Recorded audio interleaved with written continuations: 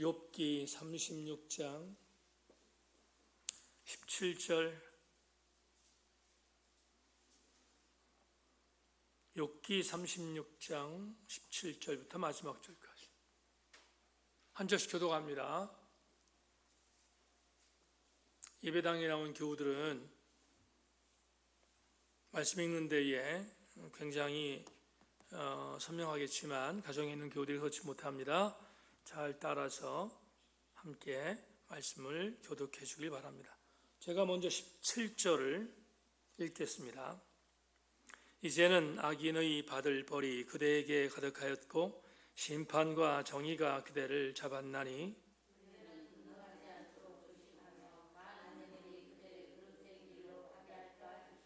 그대의 부르짖음이나 그대의 능력이 어찌 능히 그대가 권고한 가운데서 그대를 유익하게 하겠느냐.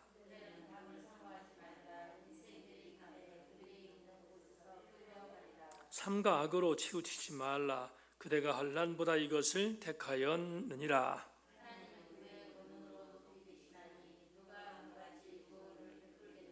누가 그를 위하여 그의 길을 정하였느냐. 누가 말하기를 주께서 불의를 행하셨나이다 할 수 있으랴.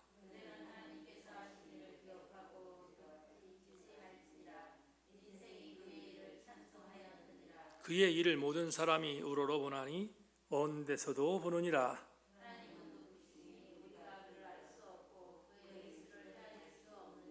그가 물방울을 가늘게 하시며 빗방울이 증발의 안개가 되게 하시는도다. 겹겹이 쌓인 구름과 그의 장막의 우레소리를 누가 능히 깨달으랴.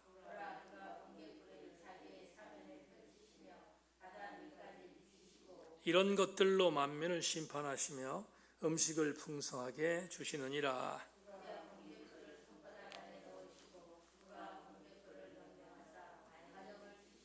같이 합니다. 그의 우레가 다가오는 풍우를 알려주니 가축들도 그 다가옴을 아느니라. 아멘. 광고를 드리겠습니다. 주보 보십시오.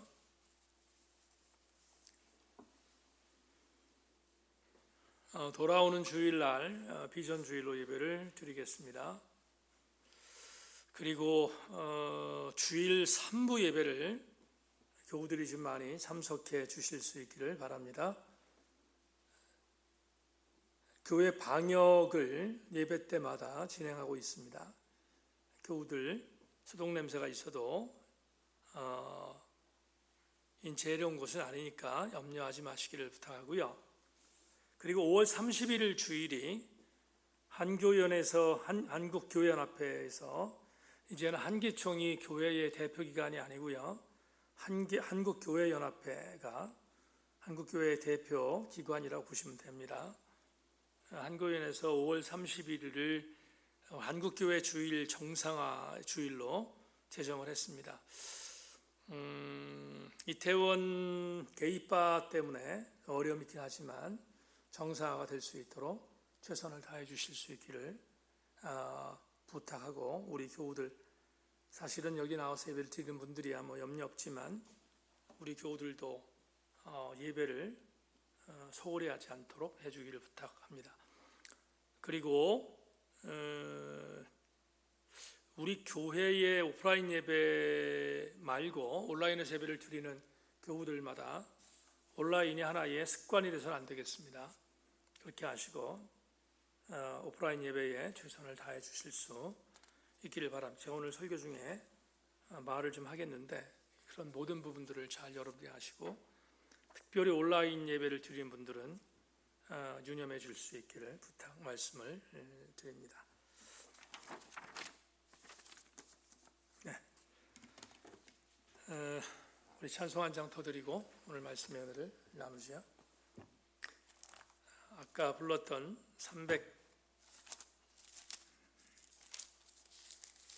351장 앞에 있는 50장 우리들이 싸울 것은 찬양하겠습니다. 우리들이 싸울 것은 이 찬송 부르고 말씀 나누겠습니다.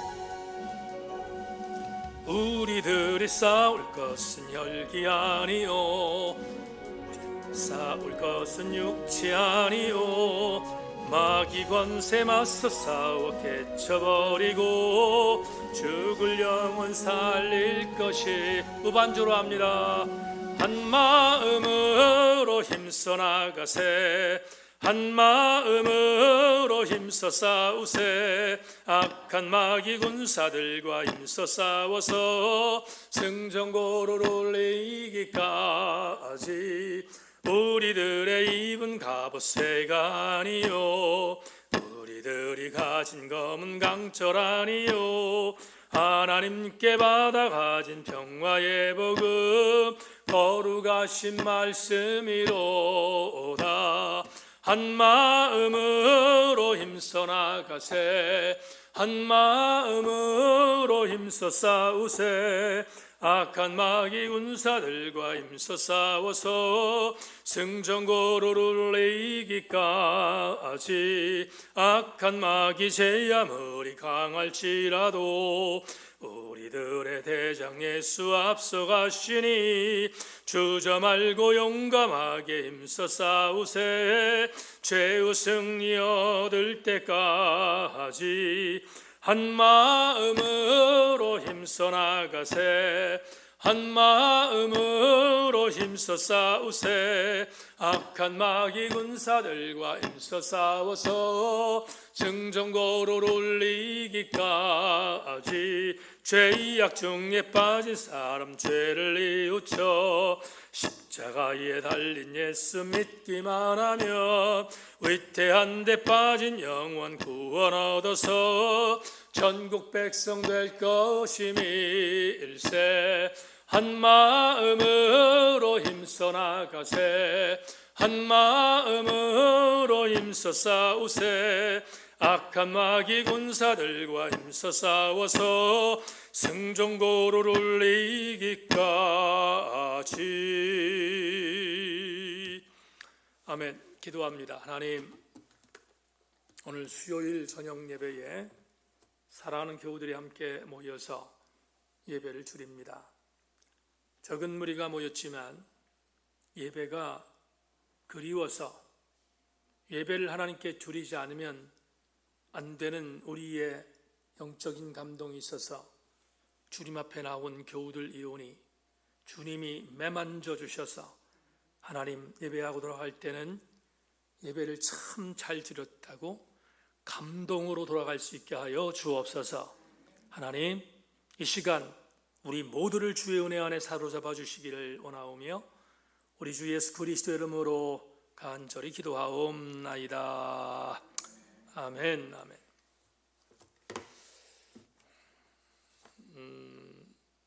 오늘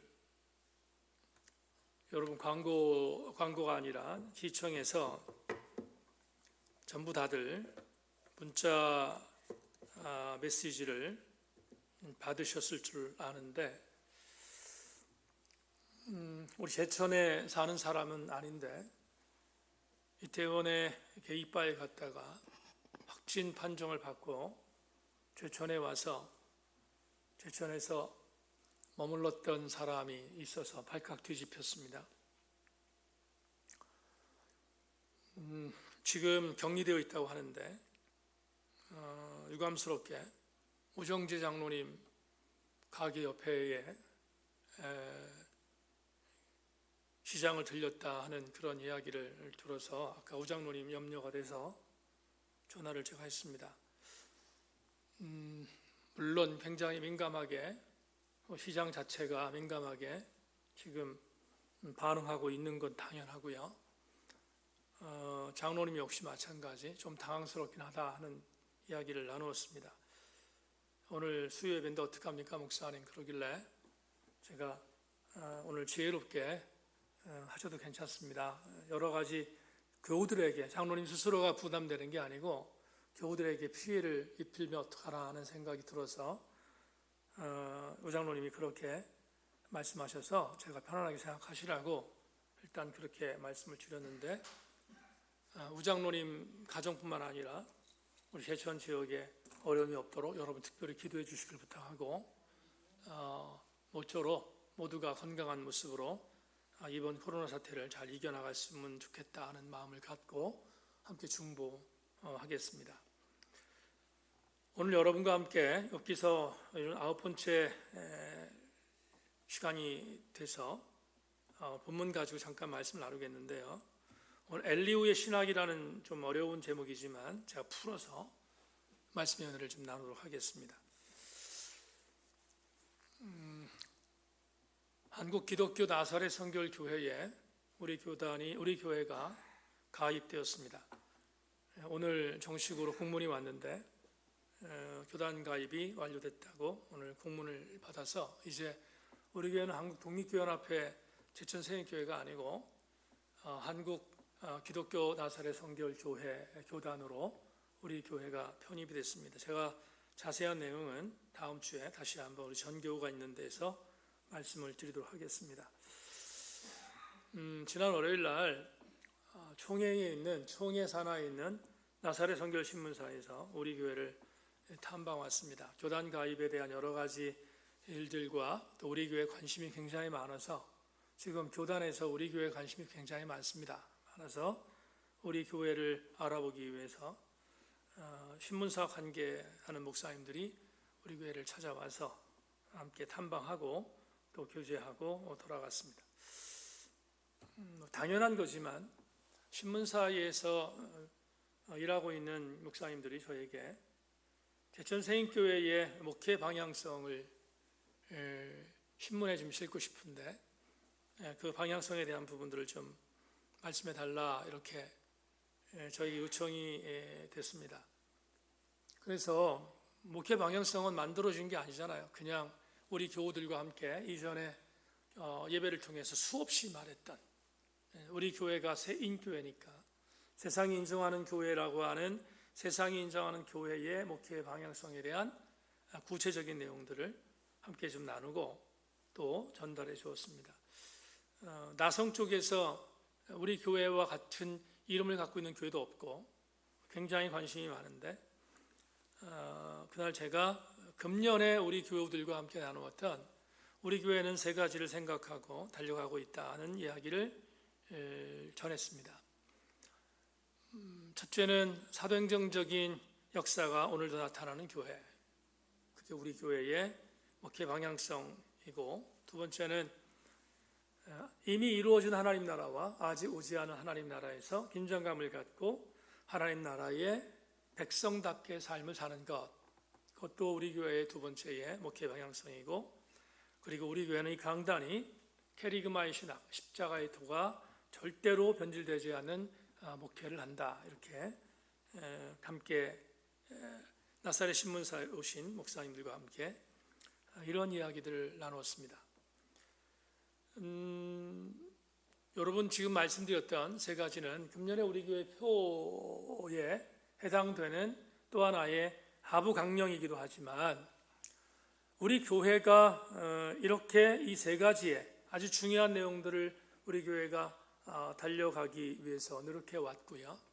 그래서 세인교회는 이런 세 가지의 목양적인 부분에 있어 방향성을 우리가 함께 나가기 위해서 반드시 실천해야 하는 세 가지 내용이 있다 하는 말씀을 함께 나눴는데, 우리 교우들에게 여러 번 강조했던 것처럼 월요일부터 더 승리하는 교회고 축도이고와 더 아름다운 교회이며 성서적 삶을 실천적 삶으로 연결하는 교회다 하는 것을 함께 나누면서 우리 교회의 정체성에 대한 부분들을 나성에 있는 목사님들과 나눴습니다. 아마 우리 교회의 탐방 내용은 6월 달에 신문사에서 제작해서 6월 5에 나온다고 하는데, 우리 교회 신문이 오면 우리 교우들 함께 좀 나누셨으면 좋겠습니다. 여러분, 지금 여러분에게 말했던 이 내용은 제천세인교회를 담임하고 있는 저의 신학입니다. 제가 갖고 있는 목회 신학의 정체성이고요, 제가 갖고 있는 목회의 방향성입니다. 어떠한 교회든 간에 담임 목사가 어떤 목회를 하고 있는가에 대한 내용은 그 담임 목사가 어떤 신학을 공부했고 또 어떠한 영성훈련을 하고 어떻게 목회적인 방향성을 갖고 있는가에 따라서 결정됩니다. 그것은 모든 교회가 마찬가지입니다. 만에 하나 여러분 비정상적인 그런 목회, 비정상적인 방법의 인위적인 교회의 성장 등등 이런 것들을 하게 될 경우에 근래 문제가 되고 있는 인분을 먹인 어떤 모 교회와 같은 기가 막힌 현상도 일어나는 것은 당연한 일이 아닌가 하는 생각을 하게 됩니다. 굉장히 조심스러운 것이지만 대한예수교 장로회 합동 측에서 갈라져 나간 대단히 많은 교회들이 있습니다. 엄청난 교회들이 많이 있는데 그 많은 교회들 가운데서 정말로 하나님께서 기뻐하는 교회로 목회하는 교회들이 과연 얼마나 되는가를 물을 때 많은 신학자들은 염려하는 일들을 말하는 것이 많습니다. 그 이유는 뭔가 하면 신학에 대한 정체성을 말하는 것이기 때문이 아닐까 하는 생각을 합니다.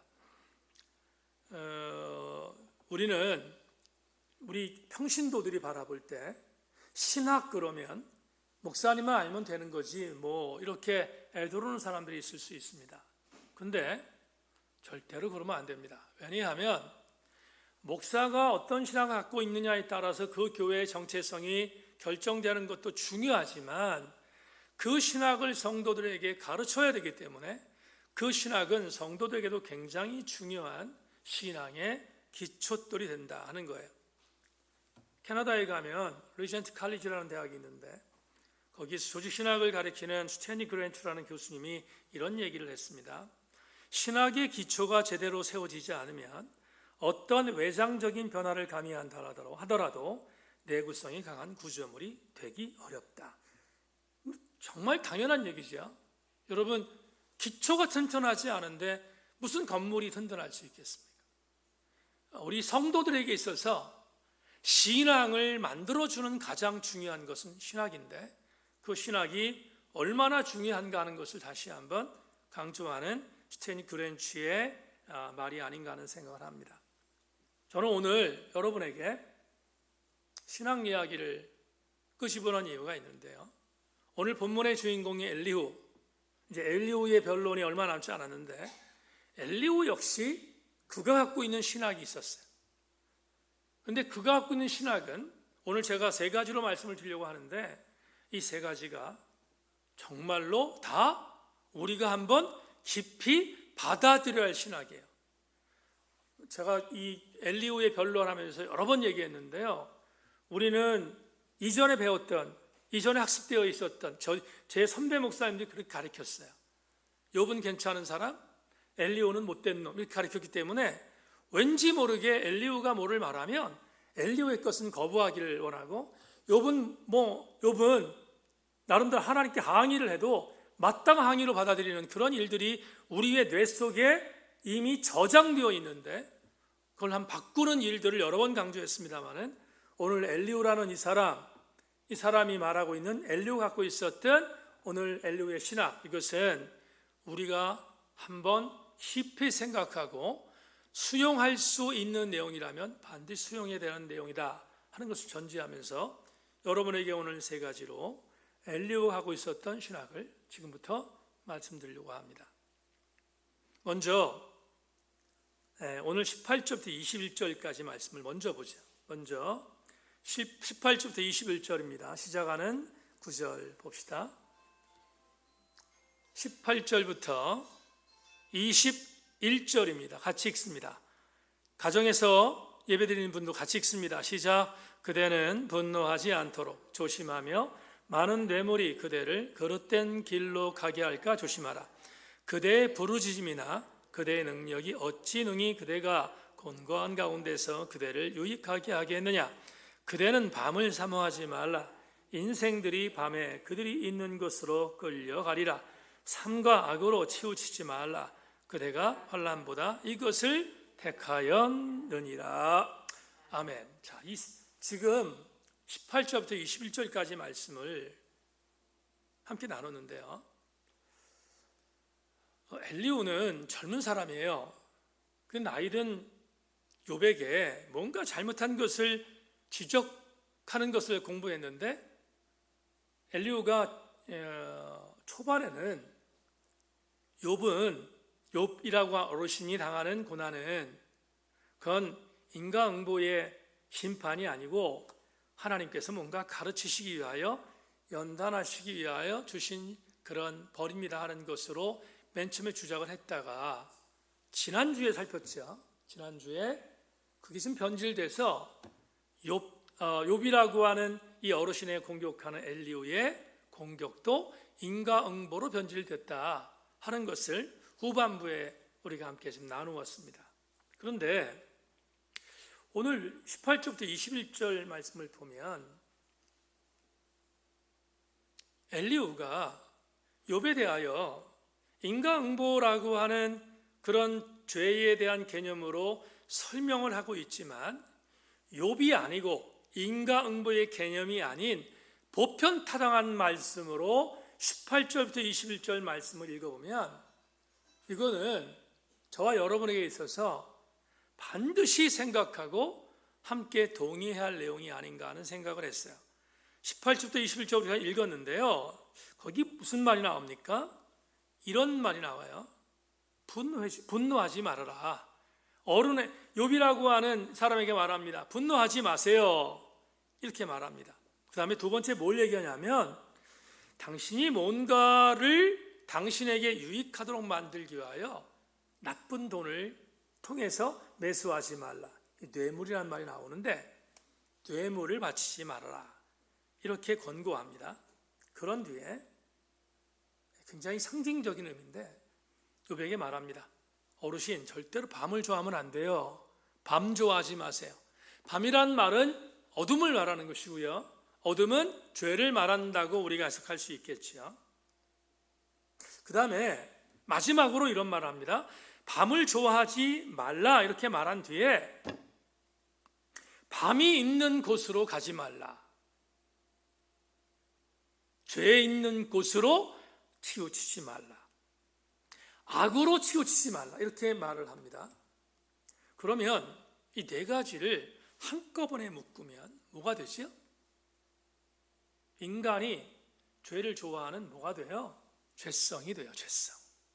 밤을 좋아하는 것, 자기 유익을 위해서 뇌물을 바치는 것, 그리고 혈기 때문에 막 분노하는 것, 그리고 어둠 속에 있기를 좋아하는 것, 이런 모든 것들이 인간이 갖고 있는 죄성이라고요.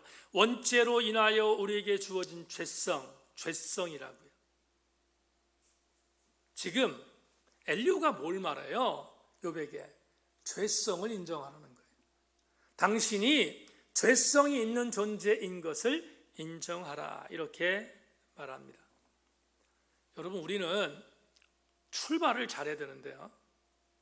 저와 여러분들이 스스로 죄를 이길 수 있다고 착각하면 그건 정말 큰 문제가 됩니다. 그렇지 않습니다. 우리 기독교 신앙은요, 나의 죄성을 인정하는 것부터 시작되거든요. 우리는 내 스스로 내 죄성을 극복할 수 없는 존재예요.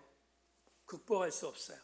왜냐하면 원죄의 결과가 죄성이기 때문에 우리는 절대로 원죄를 우리 스스로 해결할 수 없어요. 우리는 이미 알잖아. 예수 그리스도를 믿는 순간 원죄와 자범죄가 용서받았다는 걸 알지만 그걸 원초적으로 말씀드린다면 우리는 우리 스스로, 인간 스스로 우리의 원죄, 우리의 자범죄를 스스로 해결할 수 없는 존재이기 때문에 죄성을 인정하는 것이 기독교 신앙의 출발이에요.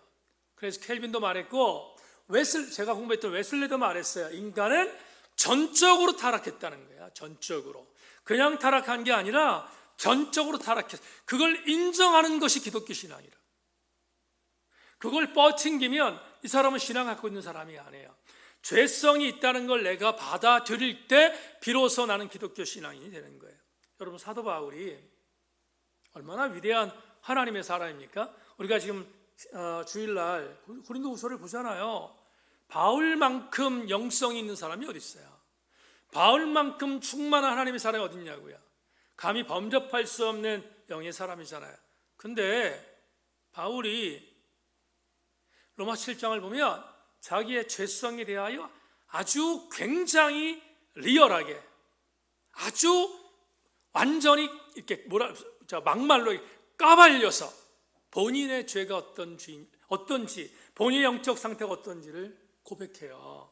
로마 7장에 나오는 유명한 죄성에 대한 고백이죠. 로마 7장 18절 21절에서 이렇게 말합니다. 같이 준비 시작. 내 속 곧 내 육신에 선한 것이 거하지 아니할 줄을 아노니 원함은 내게 있으나 선을 행하는 것이 없노라. 내가 원하는 바 선을 행하지 아니하고 도리어 원하지 아니하는 바 악을 행하는도다. 만일 내가 원하지 아니하는 그것을 하면 이를 행하는 자는 내가 아니요 내 속에 거하는 죄니라. 그러므로 내가 한 법을 깨달았노니 곧 선을 행하기 원하는 나에게 악이 함께 있는 것이다. 우리는 우리 안에서 선과 악이 존재하는데요, 항상 바울이 힘들었던 게 뭐예요? 내가 원하는 선은 행하지 않고 뭘 행하는 것이요? 악을 행하는 거야. 그 악을 행하는 걸 뭐라고 보냐면 우리가 죄를 짓고자 하는 경향이 있다는 거예요. 그 경향이 죄성이. 우리 인간은 자유로울 수 없어요. 이 죄성에서 자유로울 사람은 한 사람도 없어요. 만에 하나 이 죄성에 자유로울 수 있는 사람이 있다면 절대로 예수 믿으면 안 돼요. 본인 스스로 해결해야지. 그런데 인간 중에 죄성을 해결할 수 있는 사람은 존재하지 않는다고요. 바울이 그렇게 고백했던 것처럼 존재하지 않아요. 그러면 막 가는 인생을 이렇게 살아요. 여러분, 우리 중에 그런 사람 없겠지만 막 가는 인생들은 이렇게 살아요. 정말로 우리가 우리 스스로 죄성을 어떻게 할 수 없다면, 우리가 이 죄로 가려고 하는 것을 어떻게 할 수 없다면, 무신론자들이 말하는 것 중에 하나 이렇게 말할 수 있어요. 차라리 그냥 마음대로 살면 되지 뭐, 죄가 원하는 대로 그냥 살면 되지 뭐 라고 그렇게 랜덤으로 사는 사람들이 있단 말이죠. 그건 무신론자들의 얘기지. 여러분, 우리는 무신론적 사고를 갖고 있는 사람들이 아니잖아요. 죄성을 우리 스스로 해결하지 못해요. 그럼 우리는 어떻게 살아야 되지요? 우리는 절망인가요? 그렇지 않지요. 바울이 이 고백을 했잖아요. 내 마음속에 있는 선은 행하지 않고 악을 행한다. 나는 선을 행하고 싶지만 도리어 악을 행한다고 하는 바울의 고백 속에 절망을 느끼는 게 아니라, 바울이 이런 고백을 한 뒤에 바울이 정말로 하고 싶은 말을 하나 말해요. 나는 내 힘으로 죄성을 어떻게 할 수 없다는 거예요. 나는 내 힘으로 죄를 어떻게 굴복시킬 수 없다는 거예요. 그런데 바울은 좌절하지 않아요. 절망하지 않는다고요. 7장에서 이렇게 고백했던 사도 바울이 또 하나를 말해요. 그게 우리가 그렇게 유명하게 보는 로마서 8장 1절로 2절이에요.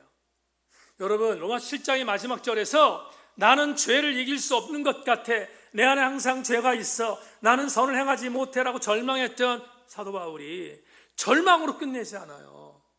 그게 무신론자하고 전혀 다른 것이야. 절망으로 끝내지 않아요. 희망으로 말해요. 로마서 8장 1절로 2절 같이 읽겠습니다. 같이. 이 말씀은 여러분, 우리 굉장히 강력한 은혜죠. 시작. 그러므로 이제 그리스도 예수 안에 있는 자에게는 결코 정죄함이 없나니 이는 그리스도 예수 안에 있는 생명의 성령의 법이 죄와 사망의 병에서 너를 해방하였음이니라. 할렐루야. 그러니까 이런 거예요. 뭐냐 하면 내 스스로 죄성을 어떻게 할 수가 없어. 내 스스로 죄성을 이길 수가 없어요. 극복할 수 없어. 그래서 절망하는가? 이런 것이요. 바울이 고백입니다.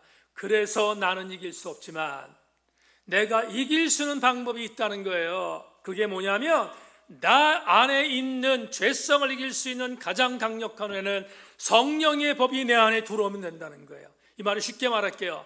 나는 죄를 이길 수 없지만 성령께서 나를 지배하면 성령께서 내가 이길 수 없는 죄를 대신 이겨주신다, 이 말이에요.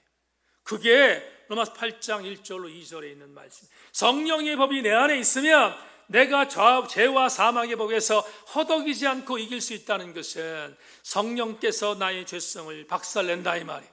그리고 이기게 만들어 주신다는 것을 바울은 고백하고 있습니다.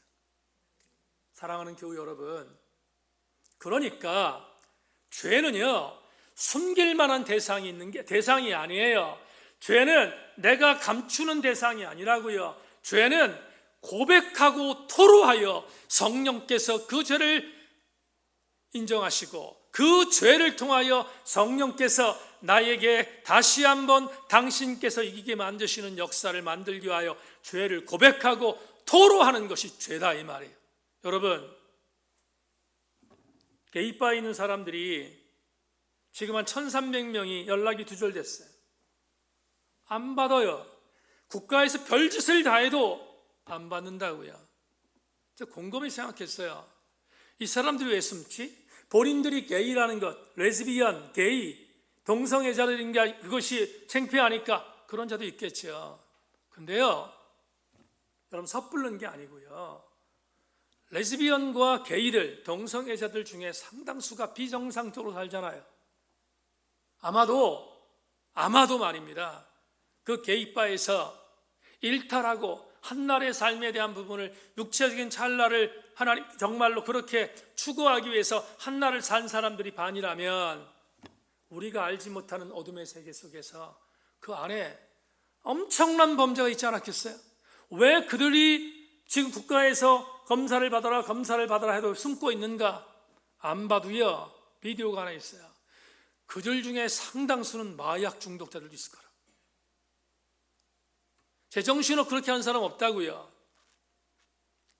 여러분, 죄를 숨기려고 하는 것은, 죄를 은닉하려고 하는 것은 그 죄가 떳떳하지 못하니까 은닉하려고 하는 거 아니겠냐 이 말이죠. 그런데 우리 그리스도인들은 다른 시각이지만 우린 죄를 감추는 자들이 아니에요. 우린 죄를 숨기는 자가 아니라고요. 우리 그리스도인들은 죄를 고백하는 자들이지. 죄를 고백하면 고백한 다음에 우리에게 주어지는 은혜가 있어요. 성령이 내게 들어오셔서 나의 죄가 용서받았다는 것을 확신하게 만드는 것은 물론이거니와, 할렐루야, 그것뿐만 아니라 우리 주님께서 나의 죄를 용서해 주셨다는 확신을 성령께 주심으로 성령이 내가 죄를 극복할 수 있는 능력까지 주신다 이 말이에요. 그러니까 오늘 엘리후의 신학 중에서 우리 명심할 게 있어요. 죄를 인정하는 것은 나쁜 게 아니에요. 죄를 고백하는 것은 나쁜 게 아니라고요. 죄를 인정하는 것은 기독교 신앙의 기초입니다. 기초. 우리 사랑하는 교우 여러분, 일주일 동안 살면서, 가정에서 지금 온라인 예배를 드리는 여러분, 일주일 동안 살면서 하나님의 뜻에 합당하지 않은 삶을 산 것들이 왜 없겠어요? 저도 있는데. 그런데 문제는 뭐냐 하면 그걸 감추면 그게 문제다 이 말이에요. 우리는 죄를 인정해야 돼요. 죄를 인정하는 것은 죄를 고백하는 것이고요, 죄를 자백하는 것이고요, 죄가 죄인 것을 솔직히 토로하는 것입니다. 그때부터 성령은 내 안에서 역사하실 줄로 믿고, 우리 모두는 엘리후의 첫 번째 신학이었던 죄성을 인정할 수 있는, 우리말로 바꾸겠습니다. 죄에 대하여 민감하여 죄에 대하여 자백할 수 있는 하나님의 사람들 되기를 주의 이름으로 축원합니다. 두 번째, 오늘 엘리후가 갖고 있었던 두 번째 신학은요, 엘리후가 참 대단해요. 엘리후는 하나님만이 나의 절대적인 주군이신 것을 믿었어요. 엘리후는 하나님만이 주군인 것을 믿었어요. 이건 대단히 중요한 엘리후가 갖고 있는 신앙 중에 하나였습니다. 여러분, 엘리후를 멀리하면 안 돼요. 그가 갖고 있는 장점이 있으니까. 22절 읽겠습니다. 22절, 본문 22절. 하나님은 시작, 하나님은 그의 권능으로 높이 계시나니 누가 그같이 교훈을 베풀겠느냐. 여러분, 우리 개역개정판에 이렇게 번역되어 있지요. 근데 구약성경 마스터 텍스트라는 원어가 있는데요, 그 원어에 있는 그대로 번역하면 이렇게 번역할 수 있어요. 하나님은 그의 권능으로 높이 계시나니 누가 그와 같은 선생일 수 있겠는가. 지금 엘리후는 선생이란 말을 나쁜 말로 표현한 게 아니에요. 가르치는 자, 내가 모를 때 뭔가를 알려주는 자. 그런데 대단히 중요한 게 있어요. 우리 주님은 선생님이신데, 우리 하나님은 선생님이신데 그 선생님을 견줄 자가 없다는 거, 이 땅에는 존재하지 않는다는 거예요. 이 말은 다른 말로 말하면 주님만이 나의 유일한 선생, 주님만이 나의 유일한 주군, 주님만이 나의 유일한 믿음의 대상인 것을 엘리오는 고백하고 있다는 거죠. 여러분, 기독교 신앙이 뭐죠? 기독교 신앙. 누가복음 5장에서 베드로가 고기를 잡았잖아요. 깊은 데 가서 그물을 던졌어요. 근데 고기를 잡기 전에 선생님, 내가 밤새도록 고기를 잡았지만 잡은 것이 없습니다. 주님을 선생으로 고백했다고요. 여기 말하는 이 선생과는 달라요. 에피스타테스라는 이 단어는 그냥 선생님이야. 그런데 고기를 잡고 난 뒤에 올라와서 주님이라고 바꿨다고요. 주여 나를 떠나시옵소서, 나는 죄인입니다. 이렇게 말하잖아요. 기독교 신앙이 뭐지? 기독교 신앙은 내가 주인이었어요. 내가 선생님이었다고요. 그런데 어느 날 어느 순간 진짜 선생님이자 진짜 주님을 만나는 순간 나의 주권이 나인 것을 주님께로 그의 주도권을 넘겨드리는 것이 기독교 신앙이에요. 그게 기독교 신앙이라. 아직도 내 안에 내가 주인이면 나는 절대로 기독교 신앙인이 아니에요. 내 안에 내가 아직 존재하고 있으며 나라는 존재가 나의 주인이라고 믿는 자는 절대로 기독교 신앙인이 아니에요. 백석대학교에서 구약을 가르치다가 은퇴하신 유호준 목사님 계세요. 유호준 박사님이 교회계 학업말이라는 책을 썼는데 지금 제가 반 정도 읽었는데 참 굉장히 중요한 이야기를 그 책에서 했는데요. 한국 교회가 뼈아프게 통감하고 돌이켜야 할 신앙 풍조가 있대요. 그 신앙 풍조가 뭐냐?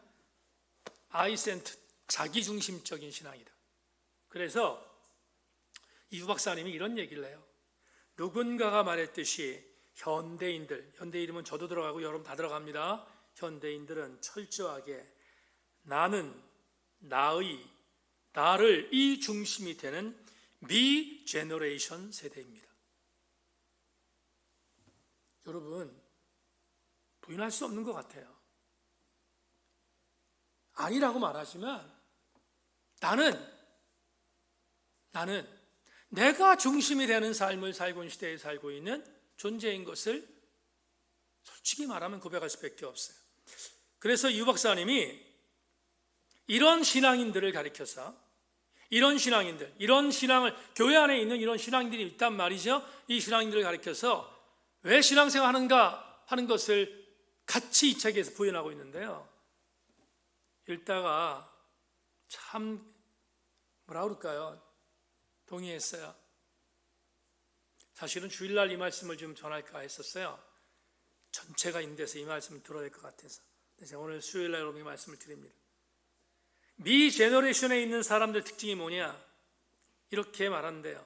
내가 예수를 믿으면 예수가 내게 무엇을 해주신다는 겁니까? 교회에 나오러 가셨으니까 나가는 보겠는데 교회는 나를 위해서 무엇을 제공해 주실 겁니까?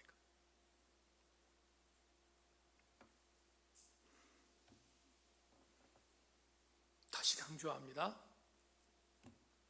여러분, 기독교 신앙은 나라는 나의 주인에서 나라는 내 주인을 내려놓고 내 안에 주님을 나의 중심에 모셔서 이제 주도권을 내가 아닌 주님께로 돌려드리는 것부터, 그게 기독교 신앙이에요. 시편 73편 25절 28절을 제가 읽겠습니다. 하늘에서는 주 외에 누가 내게 있으리요? 땅에서는 주밖에 내가 사모할 리 없나이다. 내 육체와 마음은 쇠약하나 하나님은 내 마음의 원석이시여 영원한 분기시라. 무릇 주를 멀리하는 자는 망하리니 음녀같이 주를 떠난 자를 주께서 다 멸하셨나이다. 하나님께 가까이함이 내게 복이라. 내가 주 여호와를 나의 피난처로 삼아 주의 모든 행적을 전파하리이다. 그 유명한 아삽의 시예요. 찬양대장 아삽이 고백했어요. 하늘에서는 주 외엔 누가 내게 있겠습니까? 땅에서는 주밖에 내가 사모할 자가 없습니다. 여러분, 아삽의 고백이 엘리후의 고백이었고요, 엘리후의 고백이 오늘 우리의 고백이 되기를 소망하고, 우리도 주만이 나의 주님인 것을 인정하고 선포하고 고백하고 외치는, 그리고 그렇게 살아가는 우리 모든 성도들 되기를 주의 이름으로 축원합니다. 세 번째, 마지막으로 엘리후가 갖고 있었던 세 번째 신학이 있습니다. 뭐냐? 망각이 아닌 기억으로 하나님께 예배하라. 예배 신학이에요.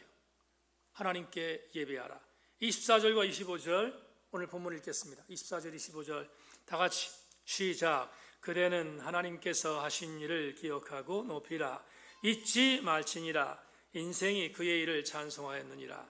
그의 일을 모든 사람이 우러러보나니 먼 데서도 보느니라.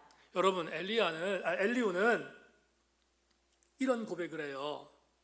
하나님께서 하신 일을 기억하라. 그리고 높여라. 마지막 이렇게 말합니다. 잊지 말아라. 그런 뒤에 기억하고 높이고 잊지만 뒤에 할 것이 있다. 뭐냐 하면 그분이 행하신 일을 찬송하라. 예배하라는 거잖아요. 그런데 이렇게 예배하는 자는 앞서서 반드시 세 가지가 있어야 한다고 엘리후가 말해요. 기억하고 높이고 잊지 않는 것. 그러면 여러분, 하나님께 예배하는 자는 어떤 자인가? 하나님께 누가 얘기합니까?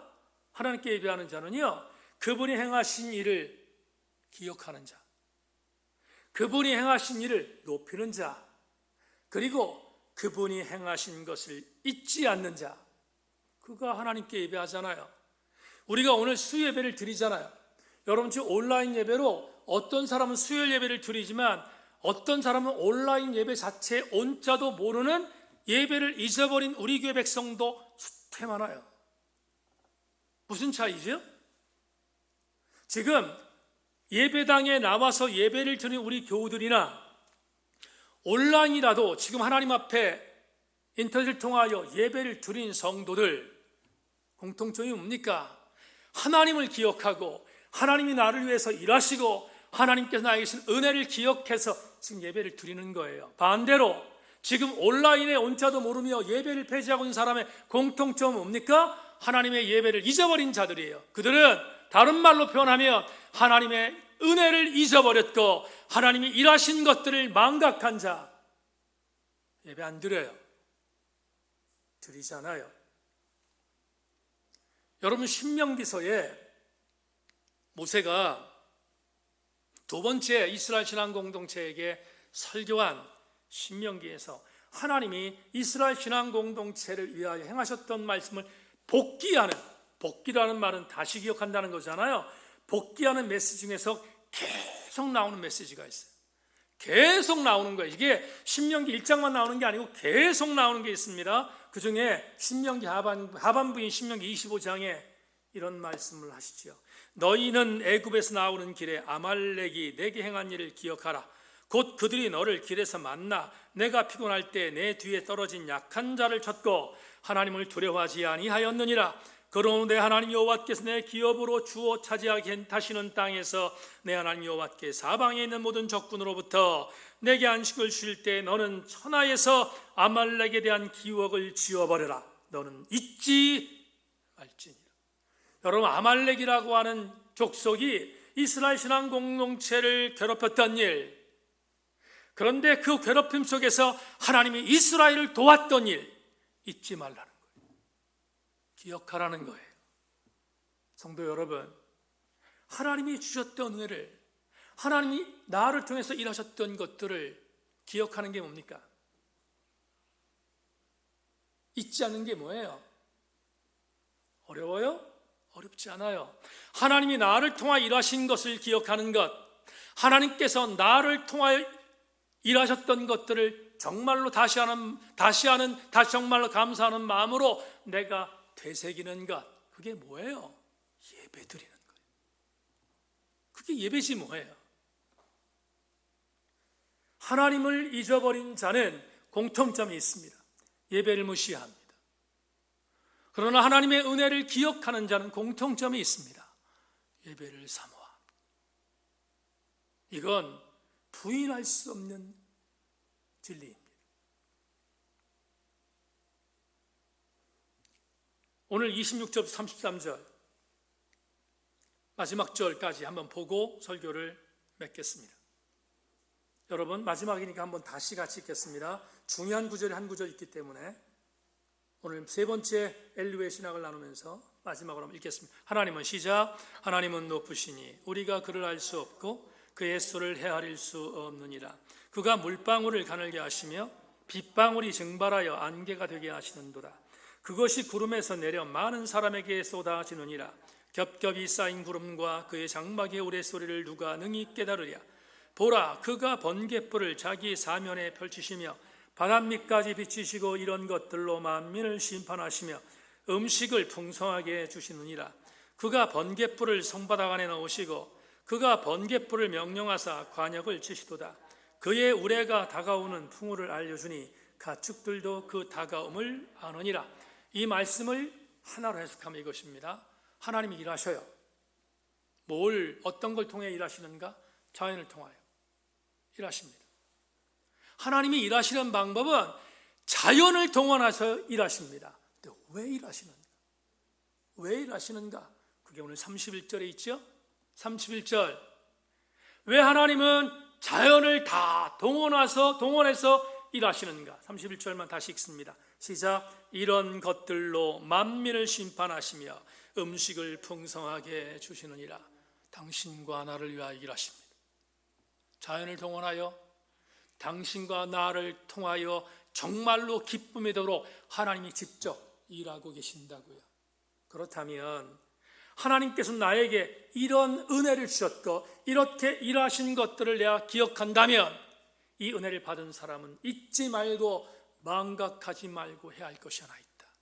그게 오늘 엘리후의 세 번째의 신학이죠. 뭡니까? 예배하는 것입니다. 지지난주에 친구 목사들하고 모임이 있어서 사석에서 만나서 이런저런 얘기를 나누었어요.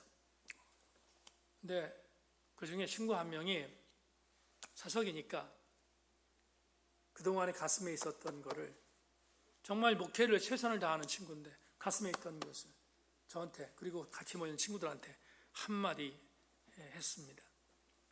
그 친구의 한마디를 제가 문장으로 만들었습니다.